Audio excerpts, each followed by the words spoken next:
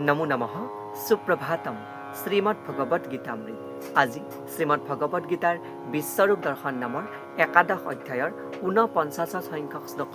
এই বিশিষ্ট শ্লোকভাগী হৈছে এনেধৰণৰ: মাতে ব্যথা মাচা বিমূঢ় ভাৱ দৃष्ट्वा ৰূপং ঘোৰমিদ্ৰিমবেদম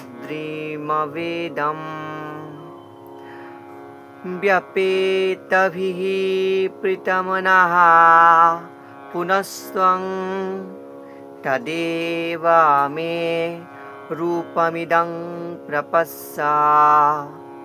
এই বিশিষ্ট শ্লোকভাগীৰ অসমীয়া অৰ্থ হৈছে এনেধৰণৰ: মোৰ সেই ভয়ংকৰ ৰূপ দেখি তোমাৰ কষ্ট হৈছিল আৰু তুমি বিমূঢ় হৈ পৰিছিলা। এতিয়া সেইবাবে সমাপ্ত হওক বা সেই ভয়ো সমাপ্ত হওক। হে মোৰ ভক্ত, এই সকলো আহুকালৰ পৰা তুমি মুক্ত হোৱা।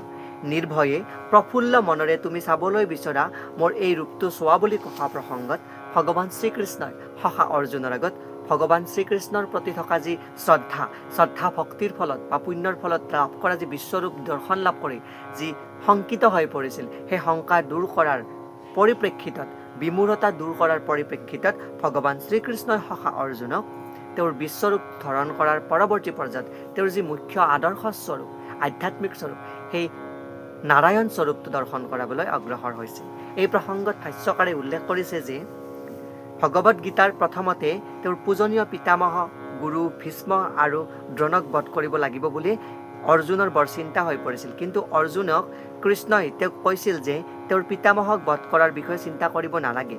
কৌৰৱৰ ৰাজসভাত ধৃতৰাষ্ট্ৰৰ পুত্ৰসকলে যেতিয়া দ্ৰৌপদীৰ বস্ত্ৰ হৰণ কৰিবলৈ চেষ্টা কৰিছিল, তেতিয়া ভীষ্ম আৰু দ্ৰোণ মৌন হৈ আছিল, আৰু সেয়াই তেওঁলোকৰ ভুল আছিল। কাৰণ বস্ত্ৰ হৰণ কৰাৰ সময়ত তেওঁলোকৰ একচ্ছত্ৰীয় সত্তা থকাৰ পিছতো তেওঁলোকে তাত হস্তক্ষেপ কৰা নাছিল। তেনে কৰ্তব্য বিমুখতাৰ বাবেই তেওঁলোকক নিহত হোৱাৰ উচিত শাস্তি ৰূপে ইয়াতে অৱতাৰণা কৰিছে।